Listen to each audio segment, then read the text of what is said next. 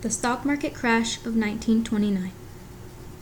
Narrated and produced by Chandre Rizik. The Smoot-Hawley tariff debate was one of the contributing factors to the crash of the American economy on October 29, 1929, otherwise known as Black Tuesday. Its goal was to raise certain import duties to help protect the businesses and farmers of America. However, this became part of the downfall. This Smoot-Hawley tariff debate raised the tariff by 20% and led to the isolation of the United States from other countries, resulting in the failure of American-based banks overseas, thus creating not only instability on a domestic level, but also on a global level. Other countries lashed out at the United States and much foreign trade was halted.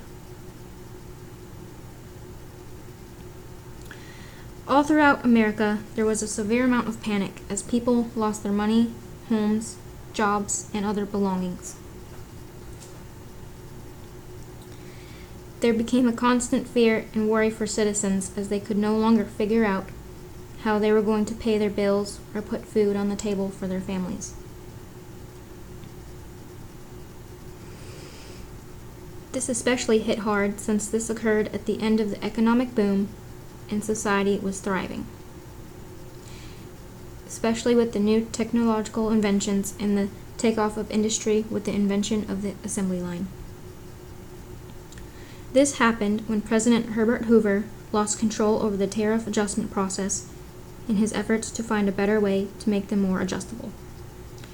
After what appeared to be a great achievement in a permanently high plateau, according to the economist Irving Fisher, the stock market inevitably crashed. Shortly before this, the financial leaders encouraged investors to purchase more stock, even doing so themselves, before inevitably failing within the next month. Within the following month, after the Wall Street crash, the Dow had lost about half of all the value it had. Because of this, the American economy spiraled down into what we now know as the Great Depression.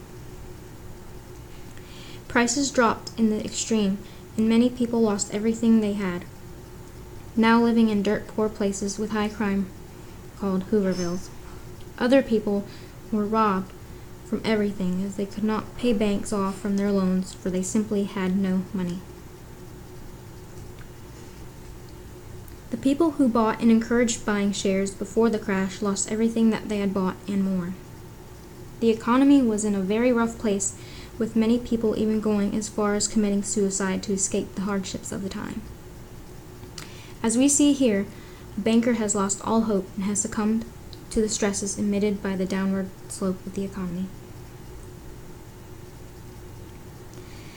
The scene that ensued from the crash was utter chaos. Phone lines were clogged and traders could be seen sleeping all over the building, desperately trying to keep up with the millions of stocks and transactions that were taking place. There were too many transactions happening too quickly, and all too many went unrecorded or got thrown away. By the end of the day, a staggering 16,410,030 shares were traded. People panicked and buckled under pressure, even breaking out into fights. Crowds gathered outside and people panicked. Unemployment rates were through the roof as workers were laid off at alarming rates. Perhaps another contributing factor was the lack of a federal deposit insurance system, which exists now as the FDIC. They preserve the financial system by preserving deposits and keeping a close eye on risks that may arise to keep the economy insured that another crash like the Black Tuesday 1929 one does not occur again, and if so, with much less severity on the economy. It was enacted by the Banking Act in 1933 to help restore the confidence in the banking system. 1929 and the following decade were nothing short of hectic and one of the worst times in American history. By the early 1930s, the unemployment rate had reached a shocking amount of 15 million people, and half of America's banks had failed. And as surprising as it may seem, the economy started rebuilding itself with the arrival of World War II and measures taken by President Franklin D. Roosevelt.